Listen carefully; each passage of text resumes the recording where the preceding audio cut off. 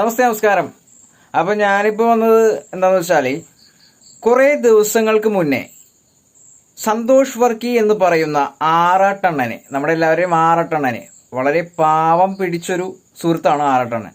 അദ്ദേഹത്തിനെ ലുലു മാളിൽ വെച്ച് അതിക്രൂരമായി മർദ്ദിക്കുന്ന ദൃശ്യങ്ങൾ സമൂഹ മാധ്യമങ്ങളിൽ വൈറലായതാണ്. തീർച്ചയായിട്ടും നിങ്ങളെപ്പോലെ ഒരാളായി ഞാനും ആ ഒരു വീഡിയോ കണ്ടായിരുന്നു. അതിൻ്റെ പൂർണ്ണമായ വിവരം ഇതുവരെ ലഭിച്ചിട്ടുണ്ടായിരുന്നില്ല.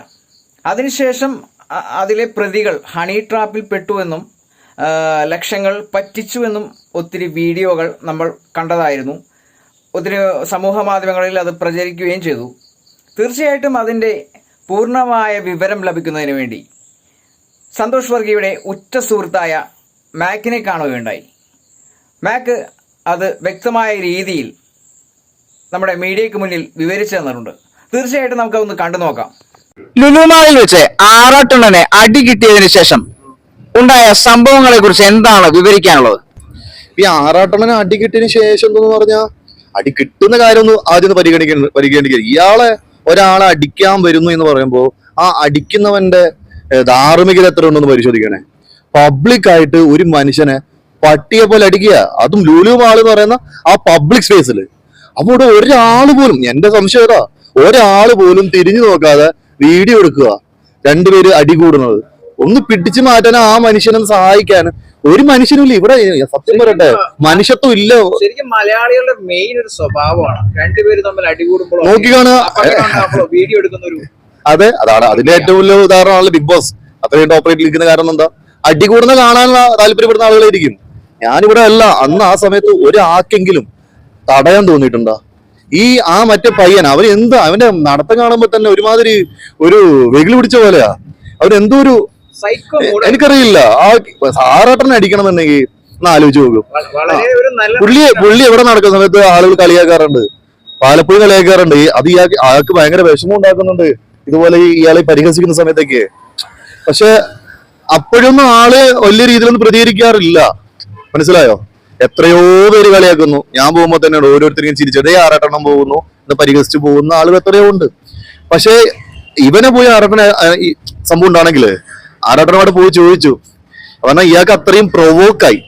ഇവൻ ബാക്കിൽ നിന്നിട്ട് അവന്റെ കൂടെ പെൺകുട്ടിയുണ്ട്, പെൺകുട്ടികളുടെ മുമ്പിൽ ഷൈൻ ചെയ്യാണെന്ന് അറിയത്തില്ല. അവൻ ഇരുന്ന് ആറാട്ടാനെ സമയത്ത് പ്രൊവോക്ക് ചെയ്യുമ്പോൾ അയാളൊന്ന് ചോദിച്ചു, താൻ എന്തിനാ എന്നെ കളിയാക്കുന്നത്, എന്നെ കളിയാക്കിയതാണോ? അപ്പൊ പറഞ്ഞു ആ വാക്ക് തർക്കത്തിൽ ഉണ്ടായതാണ് ഇവൻ പോയി അടിച്ചത് മെട്രോന്റെ താഴെന്ന്. എന്നിട്ട് ആറാട്ടൻ അവിടെ നിന്ന് ഓടി വന്ന് ഈ മെട്രോയുടെ വാഗ്വേയിൽ എത്തുന്ന സമയത്താണ് ഇവൻ അവിടെ, നിങ്ങൾ കണ്ട വീഡിയോ, ഇപ്പൊ സോഷ്യൽ മീഡിയയിലൊക്കെ പ്രചരിച്ച വീഡിയോ, അവിടെ നിന്ന് അടി കൊള്ളണത്. അവിടെ ഒരാൾ പോലും തിരിഞ്ഞു നോക്കുന്നില്ല. താഴെ തൊട്ട് തുടങ്ങിയത് അടി, മുകളിൽ വരെ അടിയാ. എന്നിട്ട് എന്താ ചെയ്തു? ആറാട്ടൻ നേരെ ഹോസ്പിറ്റലിൽ പോയി. ഞാൻ കൂടെ ഉണ്ടായിരുന്നു. ഹോസ്പിറ്റലിൽ കടന്നു, ഡോക്ടറിനെ കണ്ടു. അവിടുന്ന് ഹോസ്പിറ്റലിൽ നിന്ന് നേരെ പോലീസ് സ്റ്റേഷനിൽ സ്വാഭാവികം അടിക്കേസാണ് സമയത്ത് ഹോസ്പിറ്റലിൽ നിന്ന് പരാതി പോകും സ്റ്റേഷനിലേക്ക്, ഇന്റിമേഷൻ. അപ്പോൾ പോലീസുകാർ നമ്മൾ എന്ത് ചെയ്തു, പോലീസ് സ്റ്റേഷനിലോട്ട് പോയി. പിറ്റേന്ന് രാവിലെ പോയി അവനെതിരെ പരാതി കൊടുത്തു, കംപ്ലൈന്റ് കൊടുത്തു. ശരിക്കും സമൂഹ മാധ്യമങ്ങളിൽ വളരെ തെറ്റായ രീതിയിലാണ് അവർ ഈ ഒരു ആക്രമണത്തെ തിരിച്ചുവിട്ടത്. അതാണ് ഇവിടെ പരാതി കൊടുത്തല്ലോ. പരാതി കൊടുത്ത് ആ സമയത്ത് മീഡിയ ഉണ്ടായിരുന്നു പുറത്ത്.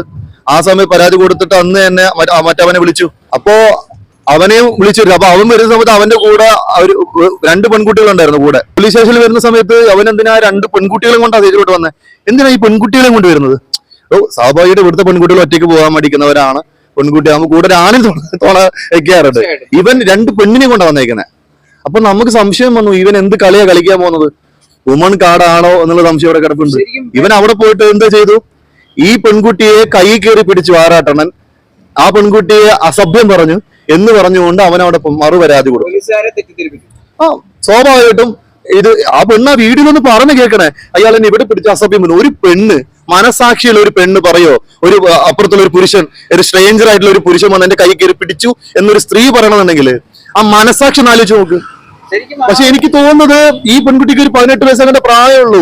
ഇവൻ പറയിപ്പിക്കുന്നതാണേ, ഈ പയ്യൻ പറയിപ്പിക്കുന്നതാ. ഇപ്പൊ ഞാൻ പറഞ്ഞ വേറൊരു പെൺകുട്ടി ഉണ്ടായിരുന്നു കൂടെ. ആ പെൺകുട്ടി ഈ എടുക്കുന്ന വീഡിയോ ഒക്കെ വന്ന സമയത്ത് ആ പെൺകുട്ടിക്ക് ജോലി സംഭവം ഒരുപാട് ഇതിൽ ബാധിച്ചിട്ടുണ്ട്. ആ കുട്ടിക്കകത്ത് ഒരു ബന്ധമില്ലാത്ത കുട്ടിയാ, ഒരു ബന്ധമില്ലാത്ത മേക്കപ്പ് നടന്ന എവിടെ ഉണ്ടായ പെൺകുട്ടിയെ വിളിച്ചുകൊണ്ട് അതിന് മീഡിയയുടെ മുമ്പിൽ കൊണ്ടുവന്നു ആ പാവത്തിന്റെയും കൂടി ജീവിതം ഇല്ലാതാക്കുക. ഇപ്പൊ നോക്ക്, ഈ രണ്ട് പ്രതി, ഇനി മറുകഥയോട് പറഞ്ഞുതരാം. ഇത് ആറാട്ടന്റെ വിഷയം, ഇത് നമുക്കറിയാവുന്ന കാര്യം. പിന്നെയാണ് ഈ ഹണി ട്രാപ്പ് തന്നെ കേസ് വരുന്നത്. അപ്പൊ ഞാൻ നോക്കുന്ന സമയത്ത് ഇവര് എനിക്ക് അന്നേ തോന്നിയതാണ് ഇവന്മാർ അടുത്ത പുലിവാല് പിടിക്കുന്നുള്ളത്. കാരണം അവൻ അങ്ങനത്തെ ഒരു സ്വഭാവമുള്ളവനാ. ആറാട്ടന്റെ കൂടെ വേറെ ആരില്ല നീ വിചാരിച്ചു? ആറാട്ടൻ ഒറ്റയ്ക്കാണ് പോലീസിൽ പരാതി കൊടുക്കാൻ പോയിട്ടുണ്ടെങ്കിൽ ഇവൻ ആറാട്ടനെ എടുത്ത് പൈസ മേടിച്ചേനെ. തീർച്ചയായിട്ടും അന്ന് മീഡിയ ഉള്ളത് കൊണ്ട് നമ്മളുള്ളതുകൊണ്ടാണ് പൈസ മേടിക്കാൻ പറ്റാത്തവന്. അവനവിടെ വുമൺക്ക് സ്ത്രീകൾക്കെതിരെ എന്താ പറയാ കൈ കയറി പിടിച്ച അസഭ്യം പറഞ്ഞവരെ പരാതി അവിടെ വരുന്ന സമയത്ത് തീർച്ചയായിട്ടും പോലീസ് അവിടെ എഫ്ഐആർ എടുക്കും പെൺകുട്ടിയുടെ. അതിന്റെ പേരിൽ അന്വേഷണം ഉണ്ടാവും. അന്വേഷണം ഉണ്ടാകുന്ന സമയത്ത് അത് അന്വേഷിച്ച് വരുമ്പോഴേക്കും മാസങ്ങൾ എടുക്കും. അതുവരെയൊക്കെ ആറാട്ടം ഉണ്ടാവും. സ്ത്രീയെ കയറി പിടിച്ച ഒരാൾ എന്ന രീതി മീഡിയയിൽ വാർത്ത വരും. വാർത്ത വരും ഉറപ്പാ. അല്ലെങ്കിൽ ആരോപണം ഏത് ഈ നമ്മുടെ ഷിയാസ് കരീമിനും അതുപോലെ പിന്നെ ആരാ ഒരുപാട് പേർക്ക് ഇതുപോലെ വന്നല്ലോ, ഒമർ ലൂലു, ഇവർക്കൊക്കെ വരുന്ന ആരോപണം ഉണ്ടല്ലോ. അന്വേഷണം ചെയ്യുന്ന മുമ്പ് തന്നെ ഈ വാർത്ത വരും. ഈ വാർത്ത വരും എന്ന് പേടിച്ച ആറാട്ടണ്ണൻ മറ്റേ ആള് കൊടുത്ത കേസ് പിന്മാറി കോംപ്രമൈസ് ചെയ്യാം, എനിക്ക് വയ്യ, അതൊക്കെ അങ്ങനത്തെ ഒരു കാര്യമാണ്. അതൊക്കെ അയാൾ പറഞ്ഞു കേസ് അപ്പൊ ഓക്കെ, തീർച്ചയായിട്ടും കേസ് കോംപ്രമൈസ് ചെയ്തു. ആറാട്ടണ്ണൻ വളരെ സത്യസന്ധനായ ഒരു നല്ലൊരു വ്യക്തി ആയതുകൊണ്ട് മാത്രമാണ്. അതെ, ആ കേസ് കോംപ്രമൈസ് ചെയ്ത് നമ്മളത് കഴിഞ്ഞു. പിന്നെയാണ് ഞാൻ പറഞ്ഞത് ഈ ഹണി ട്രാപ്പ് കേസ് വരുന്നത്. അത് പിന്നെയാണ് മനസ്സിലാവുന്നത് ഈ ആറാട്ടണ്ണനെതിരെ എന്താ പറയാ, ഇത് പ്രേക്ഷകരാരും പലരും വിശ്വസിച്ചിട്ടൊന്നുമില്ല. ഇതൊക്കെ സ്ഥിരമായിട്ട് നാട്ടിൽ നടക്കുന്ന കാര്യമാണ്. ഒരു പരാതി വരുമ്പോൾ മറുഭാഗത്ത് വുമൺ കാർഡ് ഇറക്കുക എന്നുള്ളത് അതെല്ലാവർക്കും അറിയാവുന്ന കാര്യമാണ്. അങ്ങനെ പോകുന്ന ഏതൊരു പയ്യൻ പോയിട്ട് ഈ കൂടെ വന്ന പെൺകുട്ടി അവന്റെ കൂടെ വന്ന ഇപ്പൊ റിമാൻഡിൽ കിടക്കുന്ന ആ 18 വയസ്സായ പെൺകുട്ടി, ആ പെൺകുട്ടിയുടെ ഇൻസ്റ്റാഗ്രാമിൽ പോയിട്ട് ഈ പയ്യൻ കുറച്ച് അസഭ്യമായ രീതിയിൽ പോയിട്ട് മെസ്സേജ് അയച്ചു. കുറച്ച് അസഭ്യമായ രീതിയിലുള്ള വാക്കുകളായിരുന്ന മെസ്സേജിൽ ഉണ്ടായിരുന്നത്. ആ പെൺകുട്ടി നല്ല കാര്യം പരാതി കൊടുക്കാൻ പോയി. ആ പെൺകുട്ടിയും ഇവനും ആ പെൺകുട്ടിയും കൂടി ഈ ഏലൂർ പോലീസ് സ്റ്റേഷനിൽ അവിടെ പോയിട്ട് പരാതി കൊടുത്ത് അവൻ ഇൻസ്റ്റാഗ്രാമിൽ വീഡിയോ ഒക്കെ ഇട്ടേക്കുന്നു. ഈ പറഞ്ഞ പയ്യന്റെ പേര് ഞാൻ പറയുന്നില്ല. ഈ പയ്യന്റെ അവന്റെ പേര് പറഞ്ഞുകൊണ്ടൊക്കെ ഞാൻ കാണിക്കുന്നത്. അവന്റെ ഫോട്ടോ കാണിച്ചുകൊണ്ട് ഈ പയ്യൻ എന്റെ ഈ പറയുന്ന പെൺകുട്ടിക്ക് ഇൻസ്റ്റാഗ്രാമിൽ വെച്ച മെസ്സേജ് എന്നൊക്കെ പറഞ്ഞ് ഇങ്ങനെ മെസ്സേജ് ഒക്കെ കാണിക്കുന്നുണ്ട്, പരാതി എന്ന് കാണിക്കുന്നുണ്ട്. എവിടെ ഇൻസ്റ്റാഗ്രാമിൽ വീഡിയോ ഇട്ടിട്ടുണ്ട്. ഇത് കഴിഞ്ഞ് ഈ വീഡിയോ നമ്മൾ കണ്ടിരുന്നു. അതിനുശേഷം എന്ത് സംഭവിച്ച, പോലീസുകാരെന്ത് ചെയ്തു, ഈ പയ്യനെ സ്റ്റേഷനോട്ട് വിളിപ്പിച്ചു. മൂവാറ്റുപുഴക്കാരനായ ആ ഒരു വിദ്യാർത്ഥിയെ പോലീസ് സ്റ്റേഷനിലോട്ട് വിളിപ്പിക്കുന്നു. പോലീസുകാര് എന്താ പറയാ കാര്യം പറയാ, കേസാണ് എന്ന രീതിയിൽ പറയുന്നു. ലക്ഷങ്ങളാണ് തട്ടിപ്പിന് വേണ്ടി അവർ വാങ്ങിയിരിക്കുന്നത്. അതെ, അവര് തെറ്റാം. അപ്പോ പോലീസുകാരെ സംബന്ധിച്ചിടത്തോളം ഈ ഒരു കേസ് പറയുമ്പോൾ ഇവിടെ സർവ്വസാധാരണമായിട്ട് നടക്കുന്നത് ഇവിടെ നടിമാരുടെ ഇൻസ്റ്റഗ്രാമിൽ പോയിട്ട് അയക്കണ മെസ്സേജ് എന്തൊക്കെയാന്ന് പറയാം. അവരൊന്നും എക്സ്പോസ് ചെയ്യാത്തതുകൊണ്ടാ എത്രയോ സ്ത്രീകൾക്ക് സ്ഥിരമായി സംഭവിക്കുന്ന കാര്യം അത്. അപ്പോ വളരെ മോശം, അത് തെറ്റാ. അതിനൊരു ഇതില്ല. എന്ത് പറഞ്ഞാലും ആ പയ്യൻ അവിടെ ചെയ്തേക്കുന്നത് തെറ്റാണ്. ആ പയ്യൻ സ്റ്റേഷനിലോട്ട് വരുന്നു, പോലീസുകാർ ഇതൊക്കെ പറയുന്നു, കേസാക്കണോ വേണ്ടോ എന്നുള്ള രീതിയിൽ നിങ്ങൾ ചർച്ച ചെയ്ത് തീരുമാനിക്കൂ. പോലീസുകാർ എങ്ങനെയാ പറഞ്ഞത് അവരെടുത്ത് നിങ്ങൾ ചർച്ച ചെയ്ത് തീരുമാനിക്കുന്നു. ഈ പയ്യന് പേടിച്ച് വിറയ്ക്കാണ് ശേഷം. അവന് ഈ നിയമവശമായിട്ടുള്ള കാര്യങ്ങളൊന്നും അറിയില്ല. ആ പയ്യൻ പറയുന്നത് ഇത് ആ പയ്യൻ അയച്ച മെസ്സേജ് അല്ല, ആ പയ്യന് കൂട്ടുകാരൻ ആളുടെ ഇൻസ്റ്റാഗ്രാം അക്കൗണ്ടിൽ കയറി മെസ്സേജ്, അതെന്തോ ആവട്ടെ. ഈ പയ്യൻ പേടിച്ച് വിറച്ചു, ഇവന് ഒന്നും അറിയില്ല. അപ്പൊ പുറത്തിരിക്കുമ്പോ ഇവന്മാർ എന്ത് ചെയ്തു, ഈ പറഞ്ഞ പയ്യനും ആ പെൺകുട്ടിയും കൂടിയിട്ട് ഈ പയ്യനെ വലിയ രീതിയിൽ ഭീഷണിപ്പെടുത്തി. ഇത് കേസായി കഴിഞ്ഞാൽ നിൽക്കത്തില്ല, ഇത് മാത്രം ഇങ്ങനെ ഡ്രഗ് കേസിൽ ഞാൻ അകത്താക്കും, പല രീതിയിൽ അകത്താക്കും എന്നൊക്കെ പറഞ്ഞ് ഭീഷണിപ്പെടുത്തിയിട്ട് ഈ പയ്യന്റെ എന്താ പറയാ പെങ്ങളുടെ മൊബൈൽ നമ്പർ മേടിച്ചിട്ട് ആ പെങ്ങളെടുത്ത് പോയിട്ട് ഫോണിൽ വിളിച്ച് പറയാണ് ഇത് വലിയ കേസാണ്, ഇത് ഇവിടെ നിൽക്കത്തില്ല, നിങ്ങളെ മോനെ രക്ഷിക്കണമെങ്കിൽ 20 ലക്ഷം രൂപ വേണം. ആ ഒരു പെൺകുട്ടിയുടെ വിവാഹത്തിന് മാറ്റി വെച്ചിരുന്ന ആഭരണങ്ങൾ അടക്കം അതെ, ആദ്യം 2 ലക്ഷം രൂപ അയച്ചു. അത് അയച്ചതേതാ, ഇതിലൊന്നും ഇല്ലാത്ത വേറൊരു പയ്യന. ആ പയ്യന് ഈ കേസിൽ പ്രതിയാ. അവന് കൂട്ടുകാരാണെന്ന് പറയുന്നത്. ആ പയ്യനെ വിളിച്ചോണ്ട് അവന്റെ ഗൂഗിൾ പേയിലാ, ഇവന്റെ ബുദ്ധി ഒന്ന് ആലോചിക്കണേ. ആ വേറൊരു പയ്യൻ അവൻ ഈ പറഞ്ഞ അവനെന്താ ഇൻസ്റ്റാഗ്രാം അക്കൗണ്ട് ഇല്ലേ, സൽമാൻ അതിനേക്കുന്ന ഇൻസ്റ്റാഗ്രാം അക്കൗണ്ട് ഇല്ലേ, സോറി ബാങ്കിൽ അക്കൗണ്ട് ഇല്ലേ, അല്ലെ ഗൂഗിൾ പേ ഇല്ലേ, അതല്ലാതെ അവനെന്താ ചെയ്തത്, വേറെ കൂടിയിട്ട് ആളുടെ കയ്യിൽ കഴിച്ചു. വെൽ പ്ലാൻഡ് ആണെന്ന് ഇവൻ ഉണ്ടല്ലോ. പിന്നെ മറ്റേ സിനിമയിൽ തിരക്കഥ എഴുതാൻ പോവാ.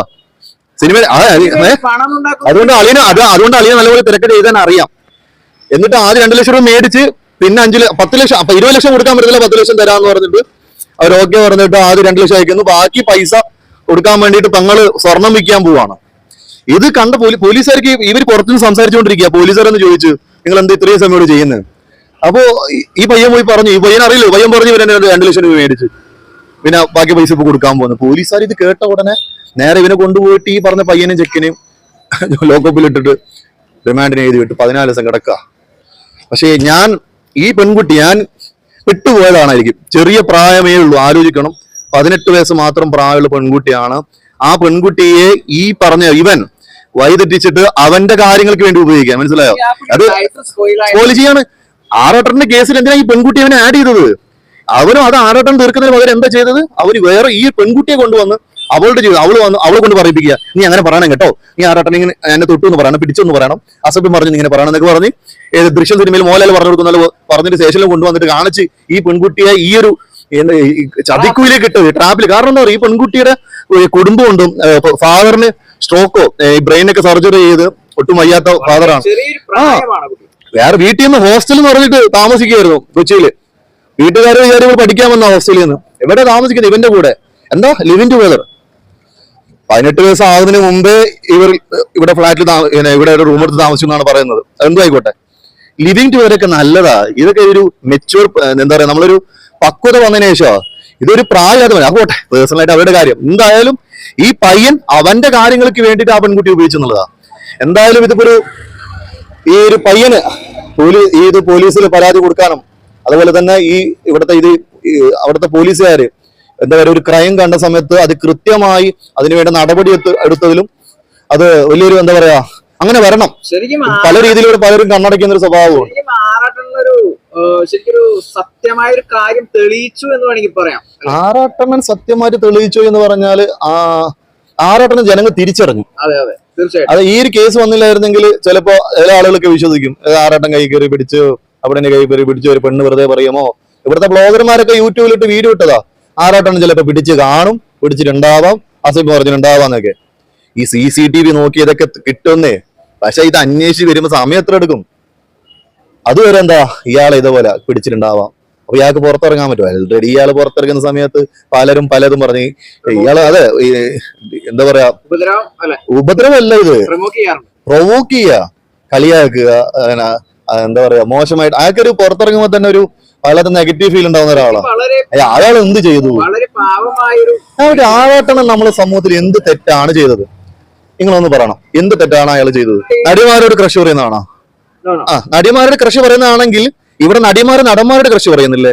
ഇവിടുത്തെ പെൺകുട്ടികൾ ആകെ പൃഥ്വിരാജിന്റെ ക്രഷാന്ന് പറയുന്നില്ലേ? അല്ലെങ്കിൽ വേറെ നടിമാരുടെ ക്രഷാന്ന് പറയുന്നത്, അല്ലെങ്കിൽ നടന്മാരുടെ ക്രഷാന്ന് പറയുന്നില്ലേ? അവരൊക്കെ പറഞ്ഞ പിന്നെ ആറാട്ടൻ പറഞ്ഞതിന്റെ കുഴപ്പം. പിന്നെ നിങ്ങൾ നിങ്ങളൊക്കെ മേടിയാണ് ആറാട്ടൻ ഈ തിയേറ്ററിൽ വരുന്ന സമയത്തേക്ക് നടിമാരെ കൈ കൊടുക്കാണ്ട് പുള്ളി ഇരുന്ന് നിർത്തമുണ്ട് ബാക്കിൽ നിന്നിട്ട്. ആ നടി അവിടെ എന്തെങ്കിലും വേറെ ആരും സംസാരിച്ചുകൊണ്ടിരിക്കുകയാണെങ്കിൽ ആറാട്ടൻ അവിടെ നിന്ന് വെയിറ്റ് ചെയ്യും. എന്നിട്ട് ആ നടി ഫ്രീ ആവുന്ന സമയത്ത് ആറാട്ടൻ വന്നിട്ട് എന്ത് ചെയ്യും? കൈ കൊടുത്ത് അതിങ്ങനെ പറഞ്ഞ് ഒറ്റ പോക്കാം.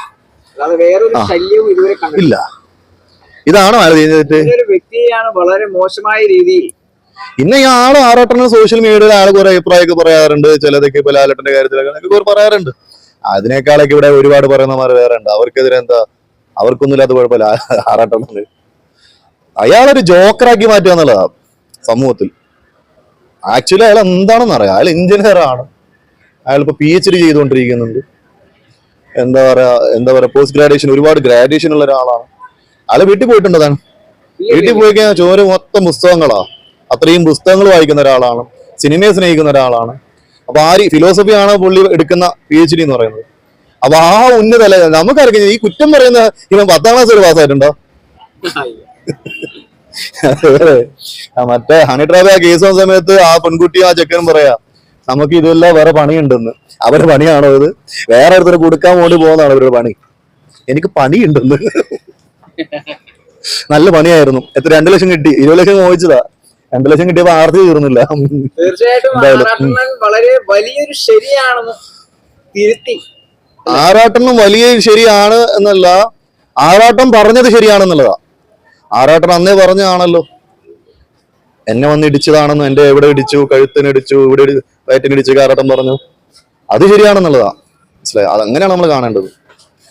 ഇതൊരു എന്താ പറയാ, എല്ലാവർക്കും ഒരു ട്രാപ്പ് തന്നെയായിരുന്നു അല്ലേ ആ പയ്യന്റെ കാര്യത്തില്.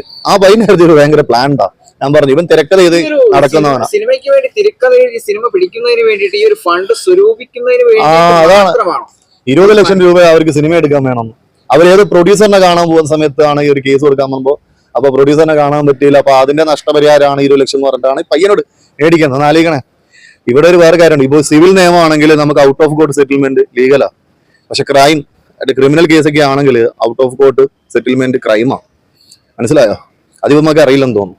സിവിൽ കേസിലൊക്കെ നമുക്ക് ഔട്ട് ഓഫ് കോർട്ടിൽ നമുക്ക് ഇപ്പൊ ഈ സ്വത്ത് ഇറക്കം ഇക്കാര്യത്തിലൊക്കെ നമുക്ക് ഔട്ട് ഓഫ് കോർട്ട് സെറ്റിൽമെന്റ് ഉണ്ട്. ഈ ക്രിമിനൽ കേസിലൊന്നും ഔട്ട് ഓഫ് സെറ്റിൽമെന്റ് എന്ന് പറയുന്നത് അത് ആര് ചെയ്യുന്നതാണെങ്കിലും ക്രൈമാണ്. പക്ഷെ ഇക്കാര്യത്തിൽ ഇത് ഹണി ട്രാപ്പ് എന്ന് പറയുന്നത് ഒരു പെണ്ണിനെ ഉപയോഗിച്ചുകൊണ്ട് ഭീഷണി ഉയർത്തി ആ പയ്യന്റെ ഭാവി കളയെന്നൊക്കെ പേടിപ്പിച്ചപ്പോ ആ പെൺകുട്ടിയുടെ ഒരു ഭാവിക്ക് നാശം സംഭവിച്ചു ഇപ്പൊ ആ പെൺകുട്ടിയുടെ അവസ്ഥ ഒന്ന് ആലോചിച്ച് നോക്കൂ. നാട്ടിൽ മുഴുവൻ അറിയാൻ പറ്റും. കാരണം മീഡിയാസിൽ ഒത്തിരി കറങ്ങി നടന്നു അവരുടെയൊക്കെ ഫോട്ടോസ്. പിന്നെ ആ പെൺകുട്ടിക്ക് ഇനി എന്താ പറയാ, ഭാവി ഇല്ല നമുക്ക് പറയാനൊന്നും പറ്റത്തൊന്നുമില്ല. പക്ഷെ അതൊക്കെ അതിജീവിക്കാൻ കുട്ടി തയ്യാറാവണം. ഇതൊക്കെ കണ്ട് മാനസികമായി തളരരുത്. എനിക്ക് ശരിക്കും പറഞ്ഞാൽ അത് പെൺകുട്ടിയുടെ ദേഷ്യം ഉണ്ടെങ്കിലും, പക്ഷെ പ്രായം ചെറുതായത് കൊണ്ടാണ് എനിക്ക് ഈ പെൺകുട്ടിയുടെ കാര്യത്തിൽ ഒരു സഹതാപമുള്ളത്. ചെറിയ പ്രായമാണ്, ഒരുപാട് വളരാനുണ്ട്, പക്വത പോലും ആയിട്ടില്ല. ഈ പറഞ്ഞ ഇവൻ ആ പെൺകുട്ടിയെ വിട്ട് എന്താ പറയാ കുടി ചാടിച്ചു. പാവം 14 ദിവസം റിമാൻഡ് കിടക്കേണ്ടത് ഈ പെൺകുട്ടി. ആര് കാരണം? ഇവൻ കാരണം.